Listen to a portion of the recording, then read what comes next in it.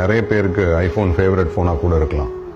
அந்த ஆப்பிள் கம்பெனியோட நிறுவனர் மிஸ்டர் ஸ்டீவ் ஜாப்ஸ் 56 வயசுல புற்றுநோய் காரணமா இறந்துட்டாங்க 2011. 10 வருஷம் முன்னாடி. ரொம்ப ஃபேமஸான பர்சனாலிட்டி, நம்மள நிறைய பேருக்கு தெரிஞ்சிருக்கும். அவர் மரணப்படுக்கையில பதிவு பண்ணின கடைசி வார்த்தைகளை 2021 முதல் பதிவா பண்ணணும்னு நினைச்சேன். ரொம்ப இமோஷனலான வார்த்தைகள், கேளுங்க. வர்த்தக உலகத்துல வெற்றியோட உச்சியை தொட்டுட்டேன். மற்றவங்களோட பார்வையில என்னோட வாழ்க்கையில எல்லாமே வெற்றி தான். எவ்வளவு வேலை இருந்தாலும் அதுக்கு நடுவில் நான் கொஞ்சம் சந்தோஷமாவும் இருந்தேன். நோய்வாய்ப்பட்டு படுக்கையில் இருக்கிற இந்த தருணத்துல என்னோட மொத்த வாழ்க்கையும் நான் யோசிச்சு பார்க்கிறேன்.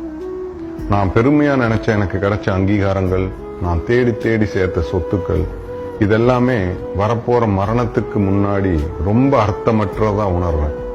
நான் சந்தோஷமா இருந்த தருணங்கள் என்னுடைய நண்பர்கள் கூட செலவு செஞ்ச நேரங்கள், என்னோட குடும்பத்தோட நான் செலவு பண்ணின நேரங்கள் மட்டும்தான்.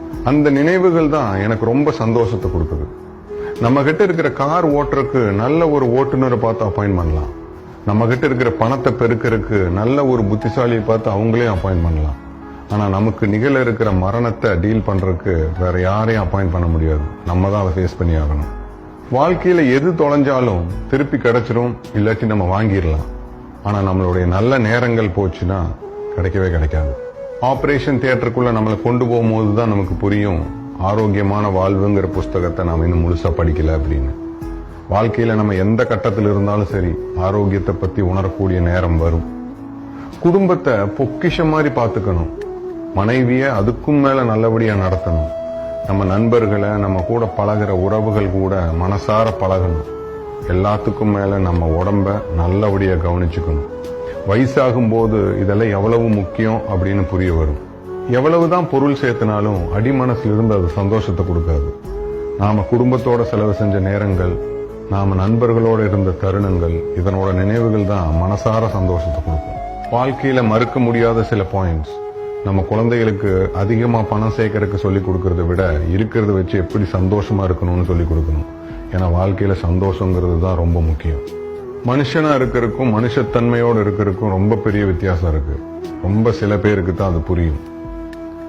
சாப்பாட்டை மருந்து மாதிரி சாப்பிடணும், இல்லாட்டி மருந்த சாப்பாடு மாதிரி சாப்பிடுற சூழ்நிலைக்கு நம்ம தள்ளப்படுவோம். நாம பிறக்கும் போது கொண்டாடப்படுவோம். நாம பிறந்ததை நினைச்சு ரொம்ப சந்தோஷப்படுவாங்க. அதே மாதிரி நாம இறக்கும் போது ரொம்ப வருத்தப்படுவாங்க. நாம இல்லாததை நினைச்சு துக்கப்படுவாங்க. சந்தோஷம், துக்கம், இதுதான் வாழ்க்கை. இதுக்குள்ளதான் வாழ்ந்துட்டு போகணும். வாழ்க்கைக்கு தேவையான சிறந்த மருத்துவர்கள் சூரிய ஒளி, சன்லைட். அதிகாலை சூரிய ஒளி நம்ம உடம்புல படுற மாதிரி பார்த்துக்கணும். ஓய்வு, ரெஸ்ட். நாம உடம்புக்கு தேவையான ஓய்வை நம்ம கொடுத்தே ஆகணும். எவ்வளவு பிஸி ஸ்கெடியூலா இருந்தாலும் சரி, நம்மளுடைய ஓய்வை நம்ம எடுத்தே ஆகணும். எக்ஸசைஸ், உடற்பயிற்சி, அதேதான். எவ்வளவு பிஸி ஸ்கெடியூலா இருந்தாலும் நம்ம உடம்புக்கு தேவையான எக்ஸசைஸை எவ்ரிடே நம்ம செஞ்சே ஆகணும். அதுல நோ காம்ப்ரமைஸ். டயட், உணவு பழக்கம். எவ்வளவு பிடிச்ச ஃபுட்டா இருந்தாலும் சரி, அது எப்பேற்பட்ட விருந்தா இருந்தாலும் சரி, அளவுக்கு மீறி சாப்பிடவே கூடாது. தன்னம்பிக்கை, செல்ஃப் கான்பிடன்ஸ். வாழ்க்கையில எந்த சூழ்நிலை வந்தாலும் பார்த்துக்கலாம் அப்படிங்கிற தன்னம்பிக்கையோடு இருக்கணும். நல்ல நண்பர்கள். நம்ம எந்த அளவுக்கு மனசார பழகிறோமோ அதனுடைய பிரதிபலிப்பு தான் நமக்கு நல்ல நண்பர்கள் கிடைக்கும். இந்த 5 விஷயங்களை வாழ்க்கையில எல்லா கட்டத்திலையுமே ரொம்ப பக்குவமா ஹேண்டில் பண்ணணும் அப்படின்னு சொல்லி முடிச்சாரு ஸ்டீவ் ஜாப்ஸ்.